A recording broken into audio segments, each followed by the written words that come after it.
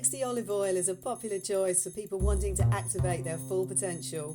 Improved sleep, faster recovery, and more energy are just a few of the amazing comments received from our customers who take a spoonful a day. Make C60 oil a part of your daily routine and see what it can do for you. Activate your potential today at thec60company.com.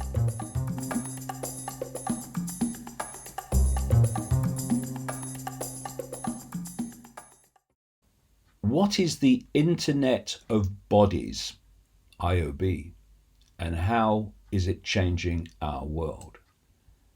This is a subject that I've been focusing on for years because it's so important. Indeed, it's the end game. And this is a story. Have you heard the term the Internet of Bodies? That may conjure up a few thoughts that have nothing to do with the true nature of the term, but it's about using the human body as the latest data platform. At first, this concept seems quite creepy. At first, but then when you realize the possibilities it creates, it becomes quite exciting. Here we explore what the Internet of Bodies is, some examples in use today, and a few of the challenges it presents. It becomes exciting. The Internet of Bodies is, in effect, connecting the human body, the human brain, to artificial intelligence and technology, which I've been saying was coming for such a long time. And here we have now it being more and more obvious that this is where it's going. This article says, when the Internet of Things, internet that connects to all these gadgets and technologies, everything from your fridge to your car and your smart meter, etc. When the Internet of Things connects to your body, the result is the Internet of Bodies, it says. The Internet of Bodies, I call it the Internet of Everything, by the way, is an extension of the Internet of Things. It basically connects the human body to a network through devices that are ingested, implanted, or connected to the body in some way. Once connected, data can be exchanged and the body and device can be remotely monitored and controlled.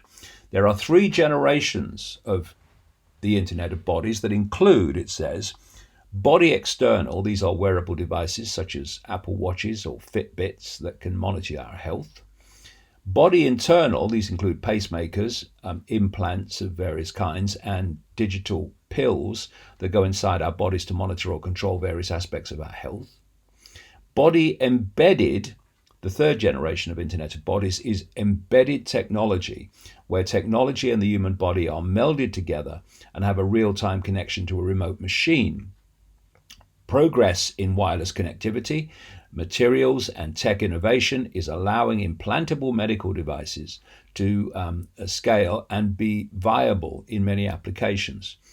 And it mentions that the most recognized example of the Internet of Bodies is a pacemaker, small device placed in the abdomen or chest to help patients with heart conditions control abnormal heart rhythms with electrical pulses. In 2013, it says, former United States Vice President Dick Cheney got his Wi-Fi connected pacemaker replaced with one without Wi-Fi capacity. It was feared that he could be assassinated by electric shock if a rogue agent hacked the device.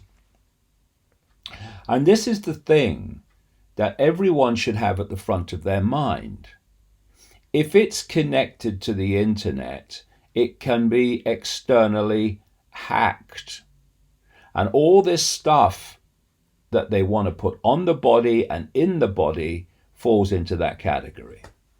And what this article is describing is what I've been writing in the books for decades, which is that the plan is to get people hooked on technology they hold, then move them on to technology on the body, and then move them on finally to technology in the body, connected to AI to take over the human mind. And now we're having these articles appearing that are talking about exactly that, and doing it in a way, in this case, that is he's kind of giving it a positive spin. Another story connected to that: China's smart super cities powered by 5G to become new growth engine. The next phase of growth in China could come from developing smart super cities through 5G connectivity, smart grids, renewable energy, and modern transportation, according to a report by Morgan Stanley. Now, Morgan Stanley, at its core, is an expression of the cult. And therefore, when it produces a report saying that the next phase of growth in China could come from developing smart super cities, it is actually coming from a knowledge of knowing that that's what the plan is. And I keep saying, I can't say it enough, if you want to see the West tomorrow, look at China today.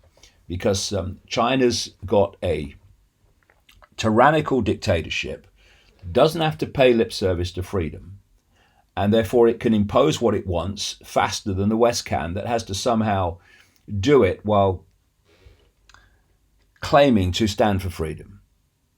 And so China is ahead of the game. So what's happening in China today is what the world is supposed to be tomorrow.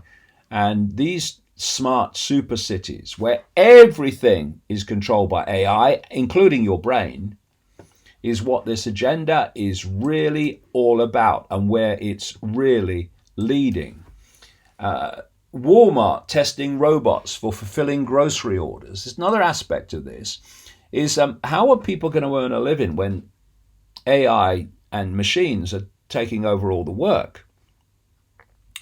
A Walmart supercenter in Salem, New Hampshire has been the first store to test a new kind of technology that will use robots to collect grocery items for online order fulfillment. Walmart is one of the largest companies in the world by revenue, and with at least 2.3 million employees in the US, most of them being paid appallingly. The US has seen rapid increases in labor costs that are forcing unwanted margin compression. Oh God, the language these people use. The solution offered by C-suite executives has been a pilot program of automating a warehouse in Salem, with the goal of deploying robots to eliminate employees and save costs. This is what is planned across the entire global economy. And Walmart is absolutely a cult company. Then we have this story: rentable robots. Rentable facial recognition robots that can detect emotion coming to a conference near you. Conference goers have to be wary that robots will identify them everywhere they go.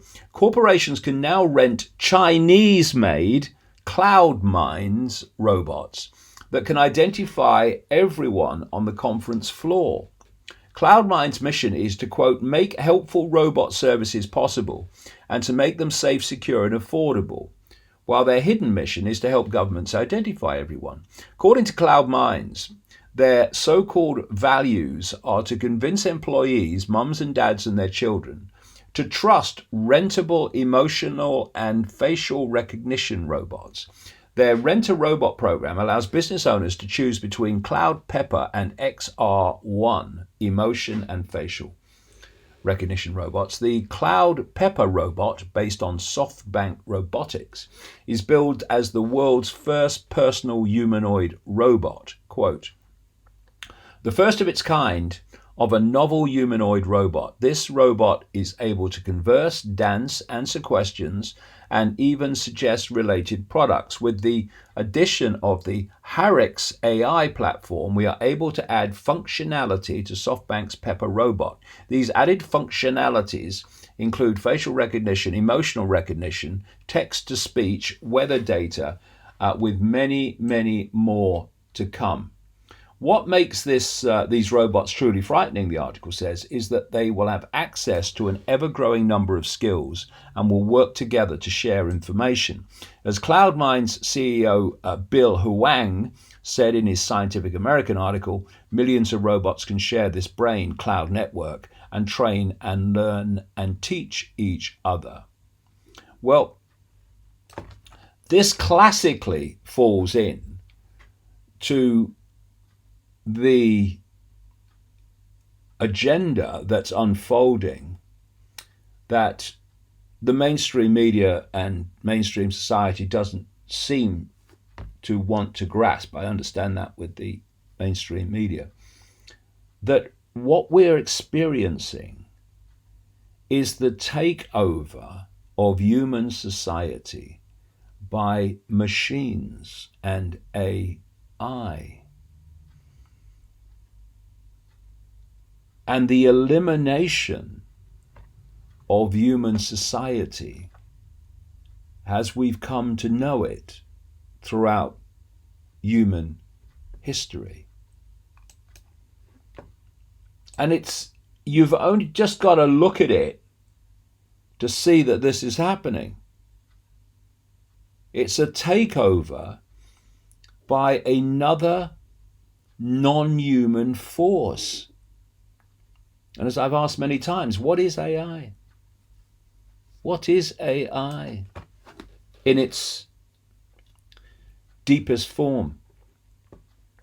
It's a non-human intelligence that's taking over human society.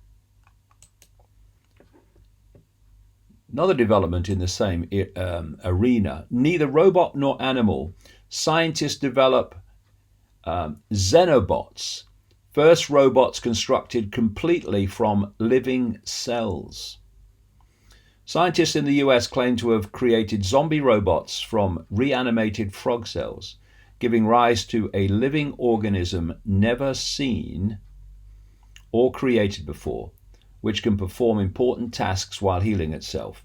These millimeter-wide xenobots are designed on a supercomputer using an evolutionary algorithm to create thousands of candidate designs. The winning designs can propel themselves towards a target and deliver a payload, and can also heal themselves when torn apart, which was kind of symbolized in the Matrix movies, wasn't it? With those metallic kind of insects that could be metallic or could be biological. And it's here. And oh dear, people would only see where it is. We'd have a much better chance of realizing what's going on around us.